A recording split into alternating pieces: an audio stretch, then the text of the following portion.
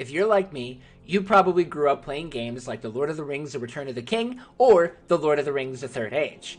Or maybe you even were weird and you grew up playing Conquest. Don't worry, I won't judge. I'm looking at you, Wintharth. And you've probably been wondering, are we ever going to see a remaster of these games? Are we ever going to see these games that I absolutely loved playing as a kid come back? Unfortunately, when it comes to those games, there's a pretty dark truth about whether or not we will be seeing a remaster of the EA Lord of the Rings games. Let's go ahead and let's dive into why that is and what makes this a harsh truth. But first, we have to look back at the beginning.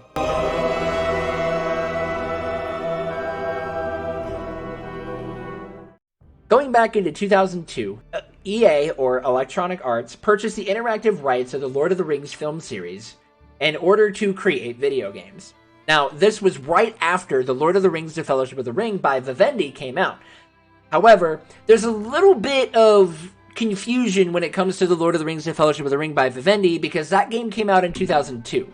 Shortly around the same time that Peter Jackson's Lord of the Rings: The Fellowship of the Ring movie came out. But what a lot of people did not know when it came to that movie or that video game is that The Fellowship of the Ring by Vivendi was based off of the book. It was not a game that was based off of the movie of the same title, even though they were coming out at the same time. And so when a lot of people boot up Fellowship of the Ring, let's just say they aren't overly pleased with what they're expecting. Which is fair. Very, very fair. However, the saviors did come through. Electronic Arts purchased the rights to the Lord of the Rings film series, and they were then able to create games based off of those movies. So, in 2002, they then also released The Lord of the Rings: The Two Towers, a wonderful video game that took place during Peter Jackson's movies of The Fellowship of the Ring and The Two Towers. And then a year later, they then made a secondary game at The Lord of the Rings: The Return of the King. And so, immediately now, they've covered all of their bases, but the market was fresh, the market was looking gorgeous and wanting more Lord of the Rings content. Hello, I like money. And so from there, they continue to create more Lord of the Rings movie games. You have Lord of the Rings: The Third Age, which was a movie that nobody was asking for. A turn-based RPG for, like, JRPG style that basically mimics everything from what you see from Final Fantasy X. All of the Final Fantasy X games all meshed into this one gorgeous Lord of the Rings JRPG. And now you have the Lord of the Rings: The Third Age. Was it a thing? Was it supposed to be a thing?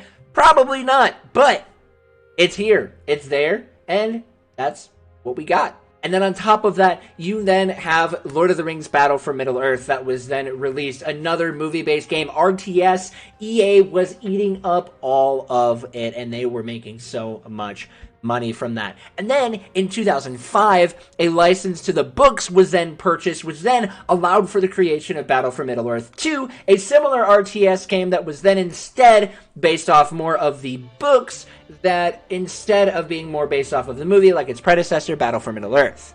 Like everything good has to come to an end. It's over now.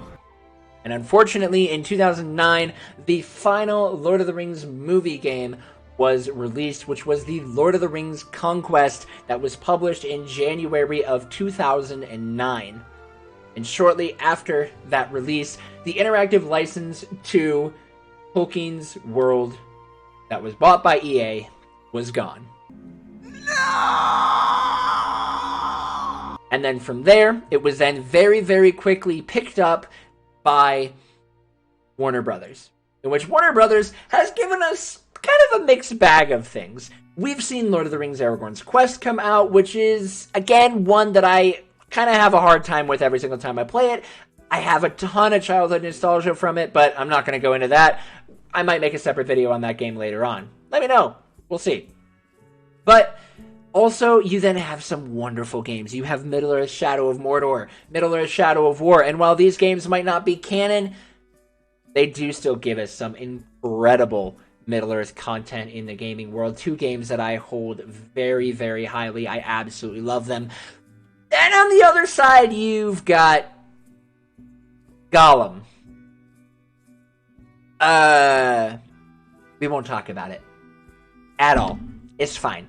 We won't talk about it. It doesn't exist. It's whatever. It's no biggie. It's Gollum. It's fine. We're not going to worry about it. But that's where the state of Lord of the Rings games are at right now with Warner Brothers. And now, as much as I would love to say that we could see these wonderful games like The Two Towers or Return of the King or The Third Age getting remastered, it is just not likely going to be happening because those games are all owned and operated by EA, who no longer has the ability to touch anything Lord of the Rings related. And I'm gonna honestly, I'll say it straight up. It hurts. It sucks. I have so much love for The Two Towers. If you guys have been around my channel at all, you know the love that I have for The Two Towers, The Return of the King, and The Third Age, continuing to play them as if I never, ever stopped playing them as a kid. I continue to play them through speedruns and find new ways to enjoy the games. And I would love to see them remastered and brought back into some gorgeous modern-day graphics. But unfortunately, unless EA is able to work out some sort of deal, it's just not going to happen. And it is hard to think about. It is hard to look at and to understand. But it is what it is. Thankfully, though, we do have other opportunities to look for some new fun games. I don't want to say that the future is completely bleak and hopeless, because at the same time, we do still have Tales of the Shire supposed to be coming out in a few months, and I would love to see that game be really good. I'm a little nervous about it, but I think it has an opportunity to take over in the Lord of the Rings cozy gaming community. And then from there, you know, we still do have other hopes for other games that might possibly be coming out. Amazon is still talking about their big Lord of the Rings MMO, which we haven't really heard anything about, but I'm not gonna hold too much hope out for that, because really you just don't know what's going to happen, and we'll see. We'll see what happens. Either way, though, the future is not lost. As much as we might have a dark world of Lord of the Rings games, hope is not lost. So don't just drop all faith. And hope and pray that the future of the Lord of the Rings games might look bright.